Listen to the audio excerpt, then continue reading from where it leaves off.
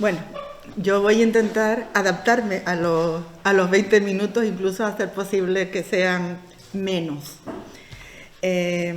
No me voy a presentar, ya Antonio lo ha hecho, con lo cual ya me ahorro 2 minutos. Entonces voy a intentar, yo por lo general suelo ser una persona que habla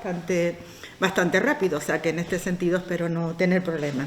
Efectivamente, yo lo que voy es a tratar, no por supuesto de todo el patrimonio, sino únicamente he cogido 2 piezas que a mí me parece que son claves dentro de lo que es el patrimonio mobiliar de Tacoronte, que es por un lado el Cristo de las Congojas, el conocido Cristo de los Dolores o popularmente llamado Cristo de Tacoronte, pues su nombre es el Cristo de las Congojas, y por otro lado la imagen de Santa Catalina de Alejandría. Nos vamos a centrar única y exclusivamente en estas 2. Y vamos a ver cómo evidentemente la tradición clásica, pues, o la riqueza de la tradición clásica, pues se debe a la disponibilidad y diversidad de fuentes antiguas y a sus sucesivas reinterpretaciones. Durante siglos se había pensado que tan solo había un pequeño puñado de estatuas de la antigüedad que habían alcanzado, pues digamos, ese culmen, ¿no? Y eran el Apolo de Belvedere y la Venus de Medici. Parecía que no había ninguna otra. Pero el legado de la antigüedad era muchísimo más amplio porque abarcaba desde pequeños camafeos, grandes altos relieves, bajos relieves, estatuas de bulto redondo, figurillas en arcilla, en bronce. O sea que en este sentido el abanico era inmenso. Y esta es la idea que se va a generalizar en todas las academias europeas y que más tarde van a liderar pues también los postulados de la Academia de Dibujo de la Real Sociedad Económica de Amigos del País de Las Palmas de Gran Canaria, que se inaugura en el año 1787, y sobre todo las recomendaciones que se van a dar desde el propio Cabildo Catedral de Santa Ana de Las Palmas, apelando a que los templos tenían que evitar adornos con telas naturales, impulsa la veneración de esculturas completas conforme, decían, a la antigüedad griega y latina y a los pueblos modernos y más cultos. Y es por ello que cuando en el tercer tercio del siglo XVIII aparecen en el panorama artístico canario 2 figuras como José Luján Pérez y Juan de Miranda, pues la sociedad estaba pasando por esa serie de cambios. En el campo de las artes, la Reforma traía o suponía una mesura en la tradición clásica, y la Academia de Bellas Artes de San Fernando de Madrid pues era quien llevaba la batuta, ¿no?, por decirlo de alguna manera, y era quien daba las directrices respecto a todas aquellas obras que tenían que de alguna manera llevarse a cabo o por lo menos vinculadas con las bellas artes. Este culto clasicista que se respiraba en la Real Academia de Madrid era heredado de la política artística de los Austrias. Ellos tenían una muy buena colección, una gran colección de obras, algunas originales, otras eran vaciados, que decoraron el Alcázar de Madrid hasta que se quemó en el año 34 del siglo XVIII, y 10 años después, pues todos esos vaciados pasaron a la sala de estudios de la Academia para que los alumnos pues pudieran formarse contemplando, digamos, esos vaciados. Entre esas obras habían vaciados pues de el Hércules Farnesio, de Flora, de Venus de Medici, Laocoonte, Niábide, o sea que realmente el abanico también era enorme. Y este va a ser el primer muestrario clásico que los alumnos de la Academia tuvieron para su formación artística, y de esta manera pues la Academia le va a devolver a los artistas la técnica, la forma y el equilibrio. Y muchos artistas van a aprovechar estas enseñanzas para dignificar la imaginería, que de alguna manera pues seguía siendo la única forma popular de escultura. En los primeros años de funcionamiento de la Academia, las reproducciones en yeso se consideraban mero sustituto de los modelos vivos, es decir, del dibujo del natural, pero habían alumnos destacados que podían reproducir a la perfección la obra de un gran escultor, independientemente de que el modelo copiado fuera Laocoonte, Apolo de lo que fuera, obras de Miguel Ángel, de Gian Bologna, de Gian Lorenzo Bernini, era indiferente. Y a partir ya del siglo XVIII, obras como el Torso de Belvedere, el Antino y el Apolo de Belvedere van a dejar de ser modelos, de ser copiados, y se convierten en paradigmas de belleza ideal. Fíjense hasta qué punto llega el prestigio de la escultura griega, que incluso la obra de los pintores modernos comenzaba a juzgarse en función de la proximidad o lejanía respecto a los modelos clásicos. En la antigüedad sabemos que tanto griegos como romanos pues habían alentado un sentimiento destinado a perpetuar la memoria de sus héroes y exponían en lugares públicos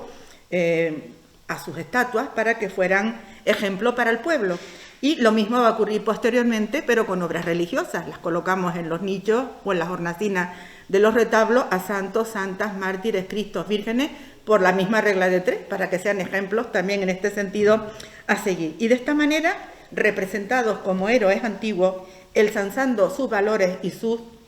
virtudes, Luján y Miranda combinan ese sentimiento apasionado que heredan del barroco con la serenidad clasicista y ejecuta uno con la gubia y el otro con los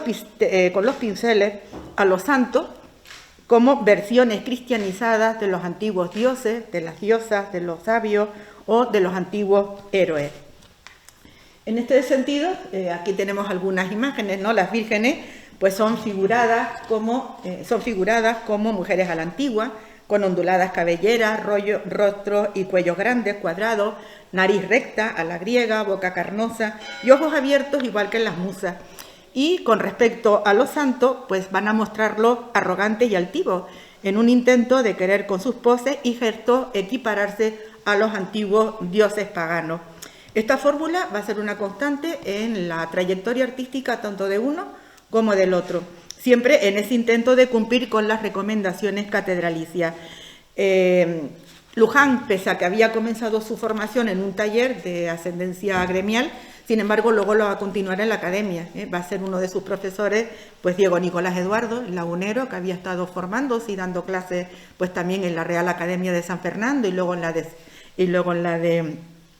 la de Artillería de Segovia, y cuando él va a ser nombrado racionero de la Catedral de Las Palmas en 1777, pues se encarga de empezar a darle clases a Luján Pérez. Por lo tanto, teniendo en cuenta esos postulados, vamos a estudiar, como les comentaba, el trasfondo que esconden dos de las esculturas o dos de las imágenes, a mi juicio, más representativas o más interesantes del patrimonio escultórico de Tacoronte. Las dos son obras de diferentes autores y procedencia. La primera, el Cristo de las Congojas, es una imagen de procedencia madrileña, de escuela madrileña, llega en el año 1661, se la hemos atribuido a Manuel Pereira, y la segunda es Gran Canaria, es una obra del siglo XVIII, pero el autor es José Luján Pérez, pero aunque son de diferentes épocas, los padres, vamos a llamarlos si quieren putativos de las dos, o sea, los padres del Cristo de las Congojas y de la Santa Catalina, tienen una o parten de una formación común, es decir, el mundo de la antigüedad clásica. El Cristo de los Dolores o de las Congojas fue un encargo que habían hecho a Madrid el capitán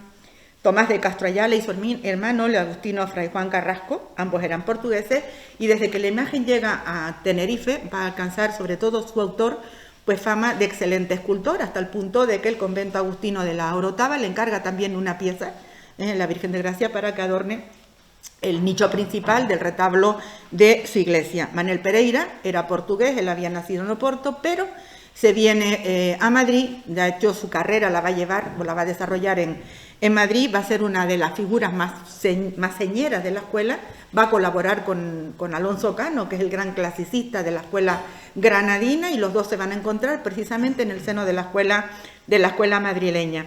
La escultura, si nosotros nos fijamos, pues muestra un bellísimo desnudo,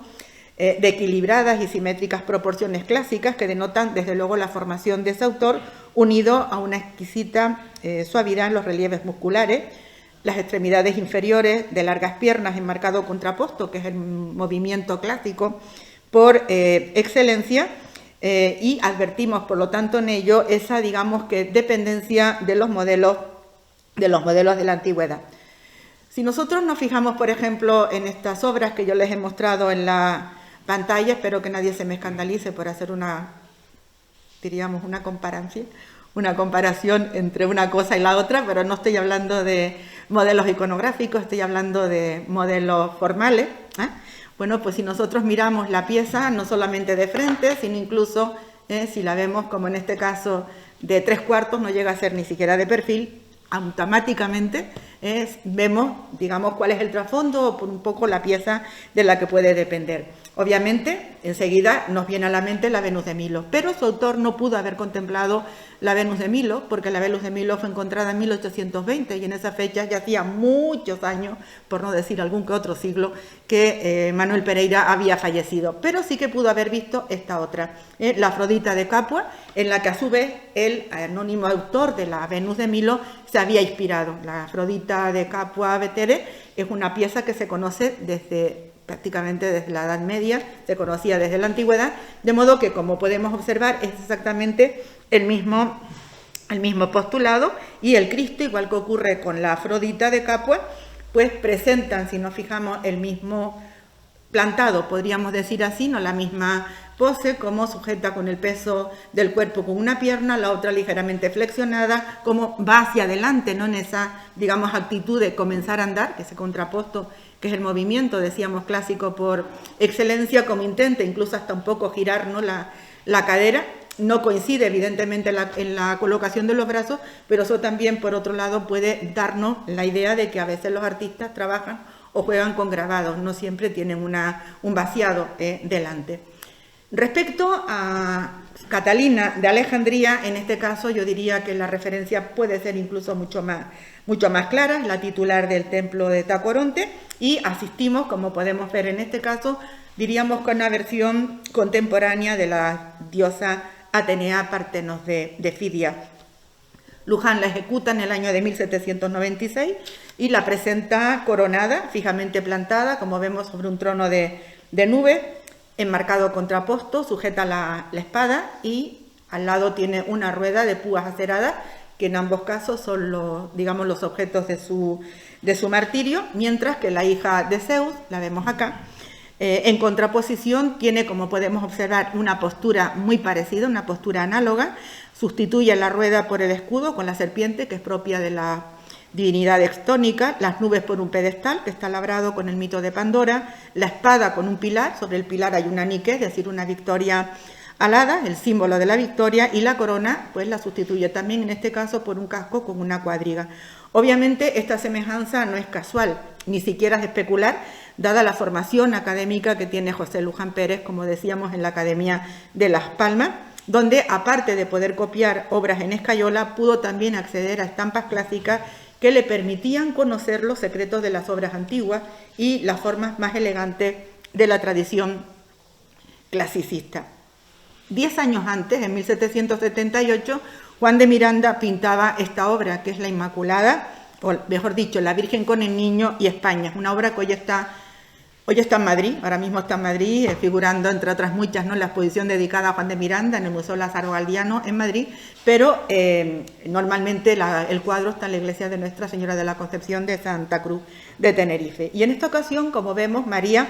también se posiciona ante nuestros ojos como la nueva Atenea Parteno. La Virgen tiene un contraposto muy marcado, muy acusado, clava en este caso enérgica la lanza que porta en la mano derecha sobre el domo del dragón que está situado a sus pies, y con el brazo izquierdo sostiene al hijo, que es el que está agarrando de alguna manera o sosteniendo la rienda de la bestia que sujeta en sus fauces. La escultura de Fidias, aquí la pueden ver, la original no la conocemos, pero la